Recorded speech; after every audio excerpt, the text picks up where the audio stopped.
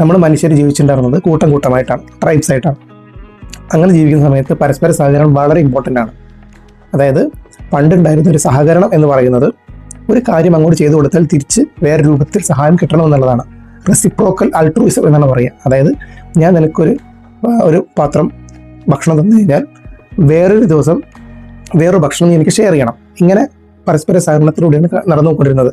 അപ്പോൾ ഇതിൽ ആരെങ്കിലും ഒരാൾ വീഴ്ച വരുത്തിയാലും അല്ലെങ്കിൽ ആ ചെയ്യാതിരുന്നാലൊക്കെ ഇത് ആ സർവൈവലിന് ഭയങ്കര ത്രെട്ടനിങ് ആയിരുന്നു. അപ്പോൾ ഈ ഒരു സൈക്കോളജിയാണ് ബ്രെയിനിലൂടെ കാലങ്ങളായിട്ട് കടന്നു വന്നത്, ഇപ്പോൾ ഈ കാലഘട്ടത്തിലൂടെ കടന്നു വന്നിരിക്കുന്നത്.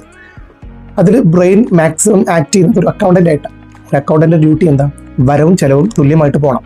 അപ്പോൾ ഒരു സഹായം കിട്ടുമ്പോൾ വേറെ സഹായം ചെയ്തു കൊടുക്കുക, അല്ലെങ്കിൽ ഒരു സഹായം നമ്മൾ ചെയ്തു കഴിഞ്ഞാൽ വേറെ രൂപത്തിൽ സഹായം നമുക്ക് തിരിച്ചു കിട്ടണം എന്നുള്ള അക്കൗണ്ട് രൂപ. ഇതിൽ ഇപ്പോഴത്തെ കാലഘട്ടത്തിൽ നമ്മൾ എന്തൊക്കെ ചെയ്തു കൊടുത്തു എന്നുള്ള കാര്യത്തിനെക്കാട്ടും കൂടുതൽ ഫോക്കസ് വരുന്നത് എന്തൊക്കെ ചെയ്തു കൊടുത്തില്ല എന്നുള്ളതിനെയാണ്.